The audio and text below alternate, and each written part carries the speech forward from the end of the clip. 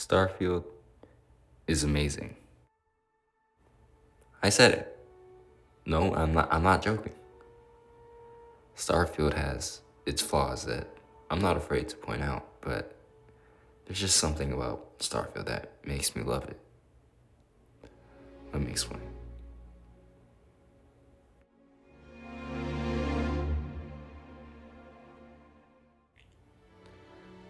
I'd like to say that part of my enjoyment is the way I personally play games. A lot of the time I play games to chill, and Starfield does that for me. It's not the most complex, and you don't need it to be. A lot of quests aren't too complicated, and although that could be a negative for people looking to chill, it's amazing at that. A lot of the planets aren't very dense, but in a way, again, it's really chill. It's not even like there's nothing to explore at all. I was exploring a random planet and saw a civilian outpost on my scanner. I expected it to be the same generic ones that, you normally see when that pops up. But it ended up being one that I've never seen before, with a Crimson Fleet ship attempting to raid it.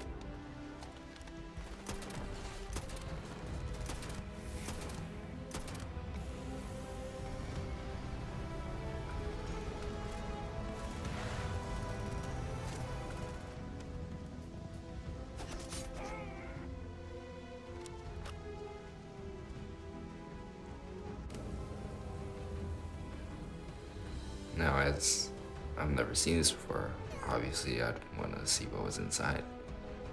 And I found a trader with a bit of insight on their life away from the major cities. Reasons.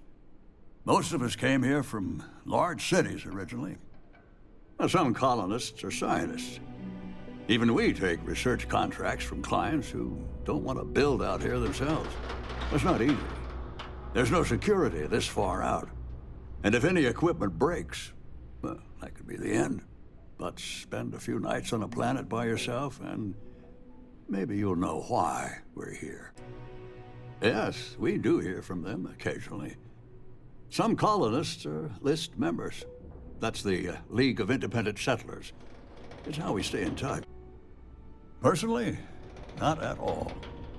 We get visitors like yourself every few weeks. Everyone needs the same fuel. It keeps us fed. Either way, a lot of planets in real life also are pretty empty, and maybe will still be that way in the future. Can't say it's inaccurate.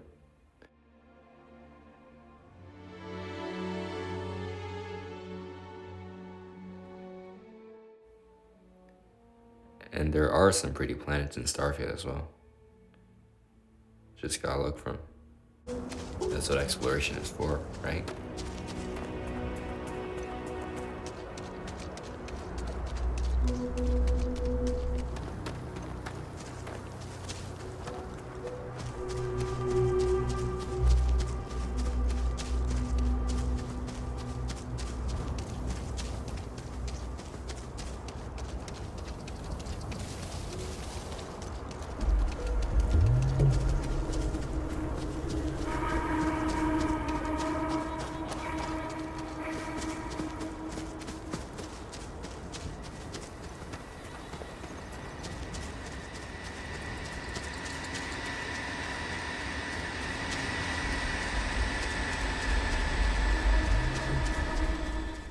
So that ability to land wherever you want on any planet or moon, roam around, and see and do so much is just really cool to me.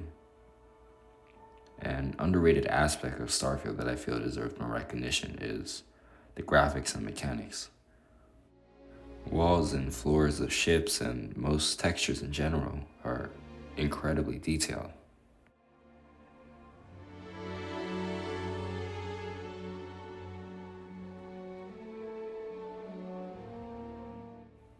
The sun blaring in the distance as the day starts looks, well, beautiful. The skyboxes with stars, other planets, and moons with accurate solar system rotation makes it almost mandatory to look up every time you touch down on the surface.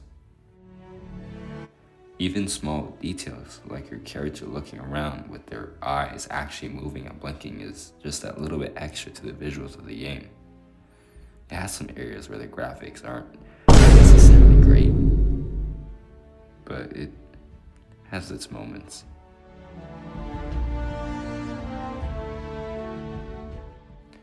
As for the mechanics, I feel that they've made more improvements there too compared with their previous games. It's the first game from Bethesda Game Studios to have mantling. Pair that with the readily available boost packs, and it makes for great movement during combat and just moving around in general. The zero gravity combat is also amazing with just the right amount of flow, and is also the first of their titles to feature a drivable automobile, which conveniently also has a boost pack.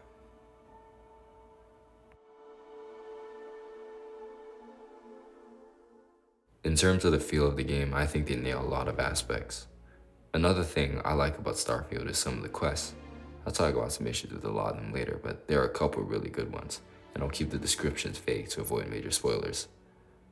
The Vanguard questline is absolutely phenomenal, in my opinion, featuring an intriguing and well-executed story from what seemed to be a simple introduction to working with UC to uncovering the mystery behind these terramorph invasions. Entangled from the main quest is another one that's absolutely amazing to me, in which you shift through alternate universes as you continue your search for the artifacts.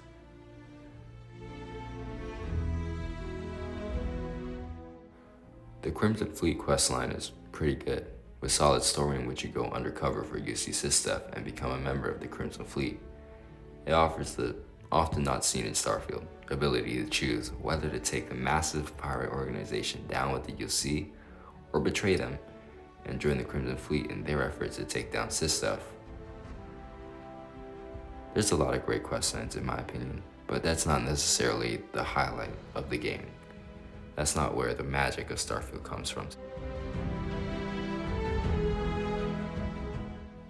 The main thing that makes Starfield amazing to me is that it lets you do what you want to do.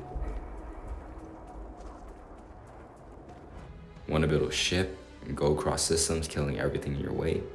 You can do that. Want to suck the United Colony's dick and be a security vanguard and Systef? Well, you can do that.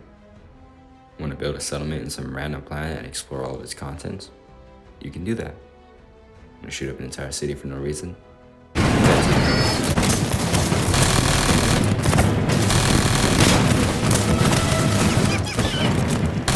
Are those features the best that any game has done before?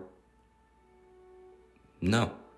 Starfield might not have the best exploration, or the best ship customization, or the best spaceship battles, or the best gunplay, or the best melee combat, or the best traversal, or the best NPCs, or the best quests, or the best RPG elements, or the best space elements, or the best looking food, or the best looking guns, or the best looking swords. The list goes on. But what game has all of this? There might be games that can do individual things better, but do those games have everything Starfield offers?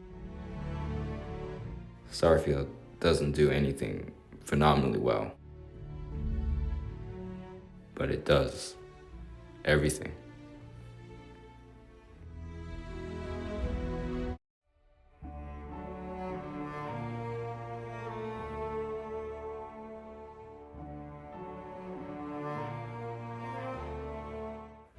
Now, onto what they could improve on.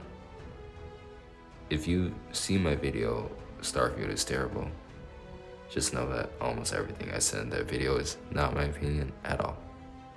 I just want to get some views by hating on Starfield, because being negative gets more attention than being positive nowadays, which is dumb, but that's the way YouTube works. Anyways, here's what I think Starfield could have improved on, and kind of still is able to. 1. Exploration. I know I praised it earlier, however, I still feel there are ways it could be improved. Just because something isn't the best possible outcome doesn't mean it's bad, you know? One of the things about Starfield that I thought was cool is the random encounters and POIs in the procedure generated worlds. However, it feels a little lifeless and sometimes lazy when the NPCs are just named strong arm worker or something, and the structure they reside in doesn't even have any special quest or anything. What they could have done is have the POIs have named NPCs rather than like generic ones, as well as add more variety to the POIs themselves. Maybe even have some of them be these like massive settlements, or almost like city sized. For how long Starfield has been worked on, I feel like they could have had the time to add more structure to the pool. And the thing is, they could still do this. What we've seen in Starfield updates over the last few months is very doable to add a ton of new structures to the POI pool in an update. With those changes, despite procedural generation still existing, the locations could at least feel more significant. Sale this month, I think. Yeah, I don't sell the merchandise. Find my partner.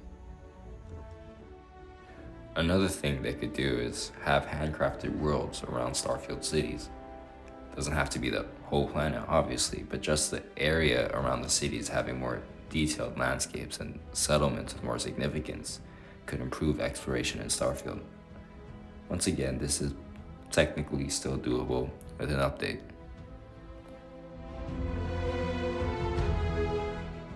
Two, quests and writing. It's not abysmal. In fact, I said a lot of them are great, including the one on stream right now. But for a studio of Bethesda's size, they gotta do better. I didn't dislike any of the major quest lines, but I have saw a couple playthroughs of a recent paid quest from Bethesda titled Escape, which from the looks of it is absolutely phenomenal. One of the standouts was that the choices actually matter. That can't be said for a lot of the other quests in the game. There's so many quest lines where it's just a couple fetch quests, get this thing, and then get that, and then it's some singular outcome. And the thing is, that's not even the problem to me. I like being able to chill with those kind of quests. The problem is that there's just not enough engaging quest lines to make up for other meaningless ones. If there were like 300 or 400 side quests or something crazy, then having those less important ones existing isn't that much of a problem to me. And yeah, 300 is a lot. But for a game that's supposed to be the size of the universe, I feel like there should be as many quests as possible. You know, there's just not enough in the game to justify having all of those blind ones. Adding more free quests in the game, like that Trackers Alliance one that they added, this June, could have helped. If paid quests, like the escape quests I was talking about earlier, were free, I feel like it definitely encourage more people to pick up Starfield or try it out.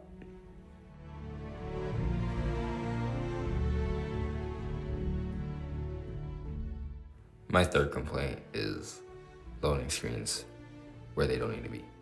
If I can jump down to the bottom floor of Civilian without any loading screen, why the fuck does the elevator require one? I'm not even mad that there's loading screens, but there are noticeable areas where they don't need to be there. Like, it would have been so much cooler if the grab jumps transitioned directly to the next area instead of the loading screen being placed there. There was a perfect moment to hide it and they didn't take it. And honestly, that's just a little nitpick. It's not as big of a deal as some people make it out to be.